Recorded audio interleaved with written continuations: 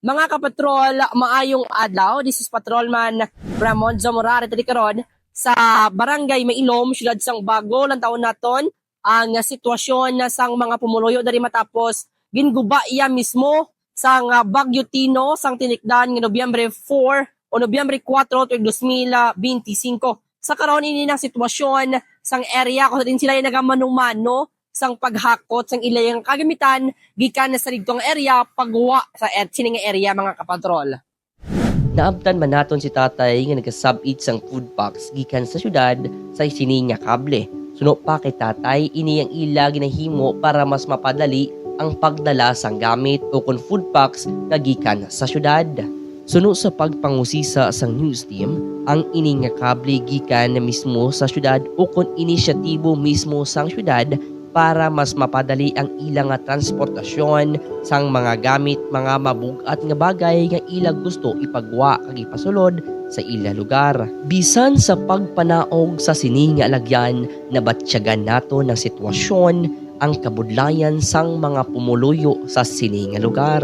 Aton man gintisingan mismo ang pagpanaog sa kada tikang sang aton ng kaupod, ginakurog kita tungod delikado ang ini nga sitwasyon.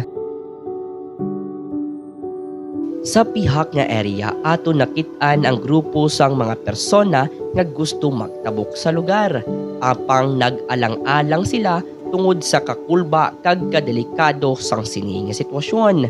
Apang wala man sila mahimo kundi magtabok kag mag-agi sa sini nga alagyan. Makita man naton sa video ang isa ka senior citizen nga ginaalalayan sang residente.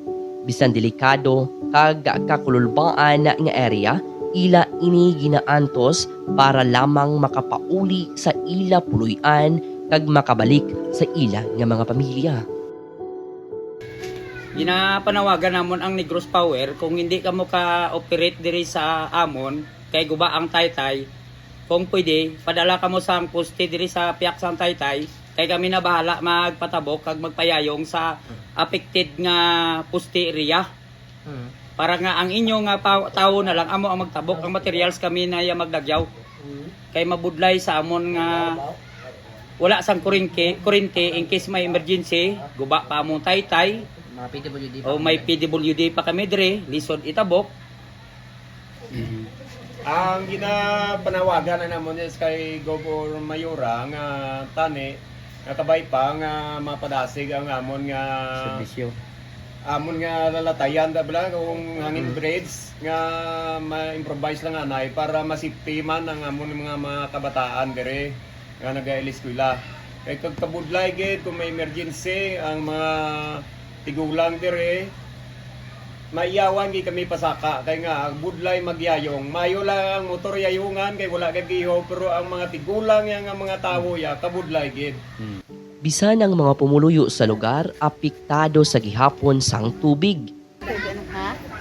Muna na ko amon tobe oh, sir. Damo kami di gagamit, paligo, panglaba mo lang ni. Di sira na mo ni sama tubod dito sa ubos.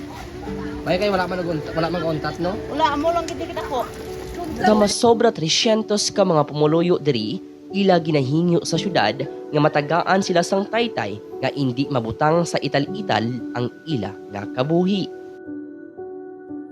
Sa 79 ka mga evacuees sang RM Araneta Elementary School, ato nahibaluan ang ila sitwasyon sa Bagyong Tino.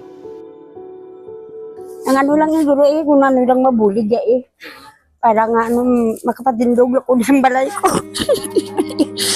Magbiya.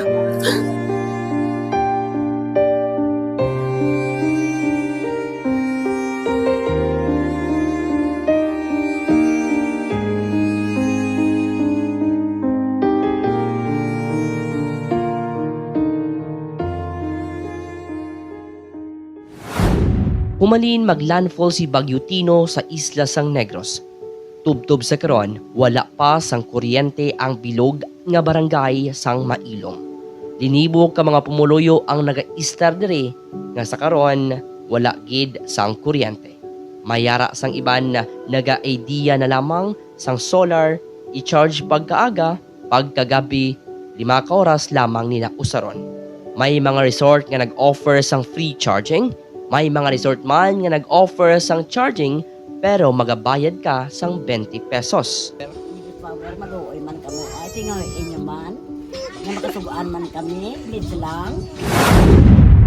Sa Negros Power, so far sa na-post sa aton nga City Bridge, ang schedule sa Mailom is November 19.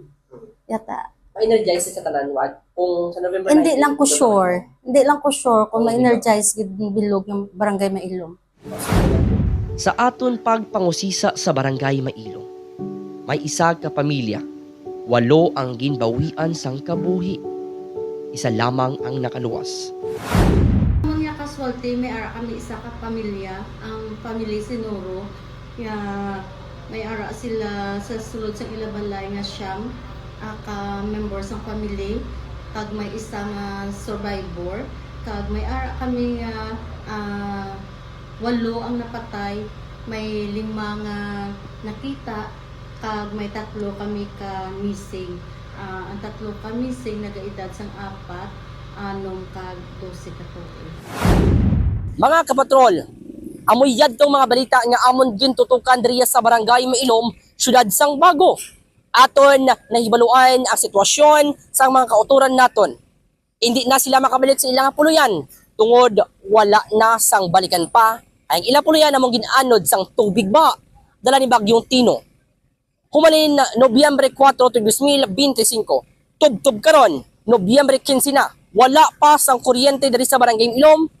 Isa sa mga ginapangayo sa mga pumuluyo, mabalik na ang kuryente, mabalik na ang taytay, kag matagaan sila sang aksyon gikan sa national.